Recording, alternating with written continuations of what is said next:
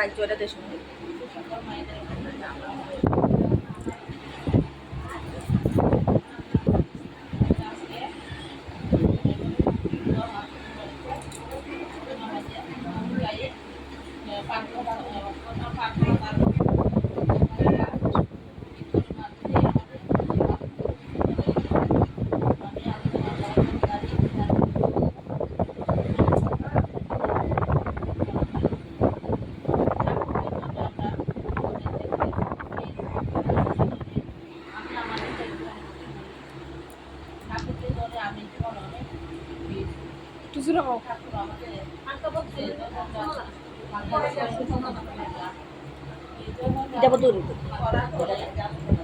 আমরা জীবনে অনেক বাধা বিপত্তি দেখতে যাই।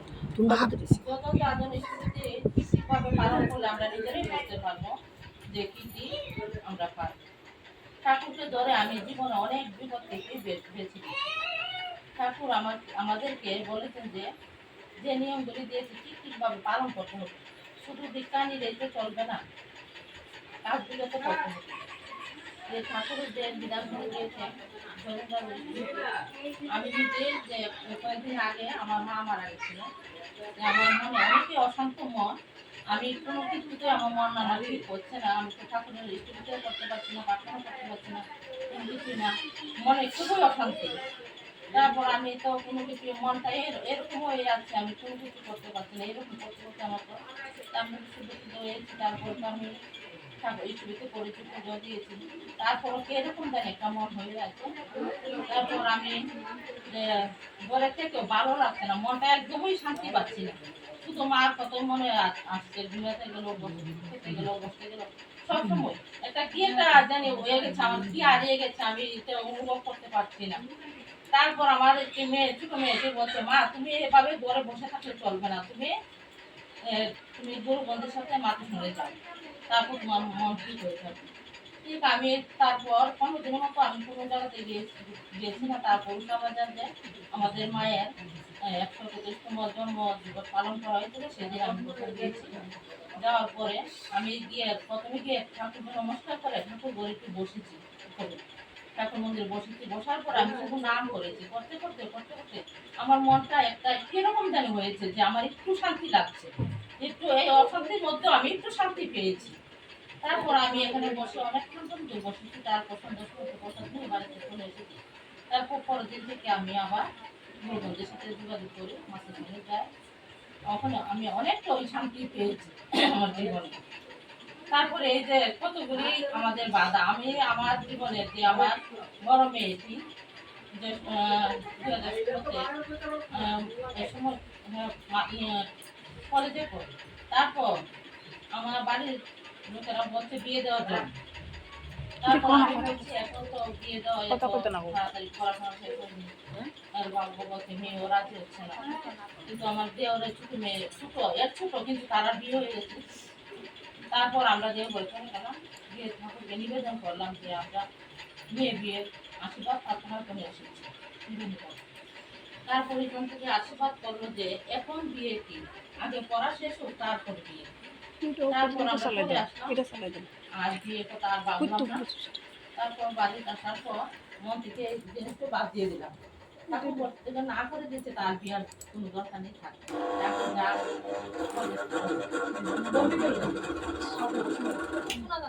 তারপর আমার মেয়ে তো বিয়ে পাস করেছে, বিয়ে করেছে, তারপর চাকরি পেয়েছে। আর এখন তো আবার বিয়ের জন্য নিবেদন করেছি, কিন্তু অনলাইনে এখন নিবেদন করেছিলাম।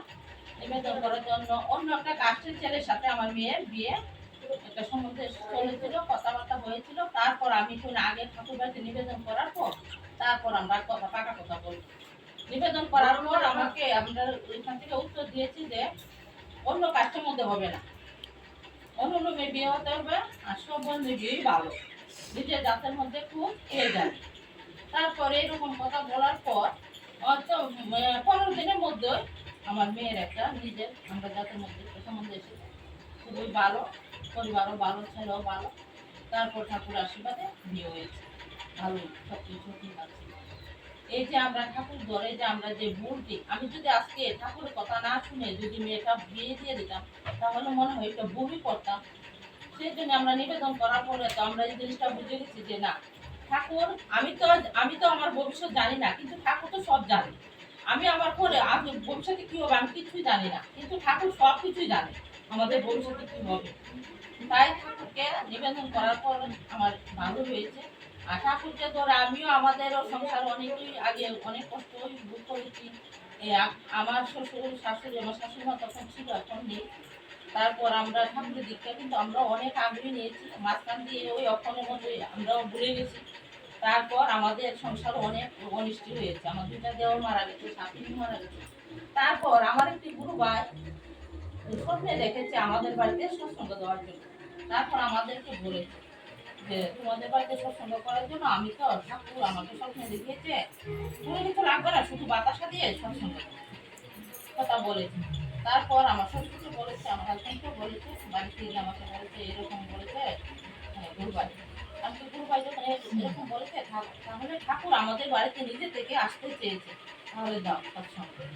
তারপর আমাদের বাড়িতে সৎসঙ্গ আমরা যে আজকে পর্যন্ত হচ্ছে ঠাকুরের যে বাড়ি নিবেদন করছে, আমি মনে মনে বারবার ভাবি যে ঠাকুর আমাদের বাড়িতে নিজে থেকে এসেছে, তাহলে এটা আমি একটা বিশেষ একটা দিন দিন একটা ঠিক করে রাখি যে এই তারিখে আমি প্রথম ঠাকুরকে আবার হারিয়ে গেছিলাম, তারপর আবার পেয়েছি ঠাকুরকে। এই তারিখে আমি তারিখে মনে রেখে প্রতি মাসের 10 তারিখে আমার বাড়িতে ঠাকুরের সৎসঙ্গ পরিবেশন হবে, যে আমি আরো অনেকটাই বিপদ থেকে আমি বেঁচেছি ঠাকুরকে ধরে। তাই আমি এটাই অনুভব করতে পারি, ঠাকুরকে যদি আমরা ডাকার মতো ডাকি, আমরা ঠিক ওই জীবনে অনেক কিছুই বাধা বিঘ্ন থেকে আমরা বাঁচতে পারি, আমরা অনেক কিছুই পাই ঠাকুরকে ধরে। তাই আমার আলোচনা আর বেশি দীর্ঘায়িত করছে না, অন্য জীবনে আলোচনা করবেন। আজকে যিনি মাতৃসোনা আয়োজন করেছেন, ওনার মঙ্গল কামনা করি, ওনার পরিবারের সবার মঙ্গল কামনা করি, এবং এখানে উপস্থিত যারা আছেন সবাই মঙ্গল ঠাকুর যত প্রার্থনা রেখে আমার আলোচনা এখানে শেষ করি। জয়।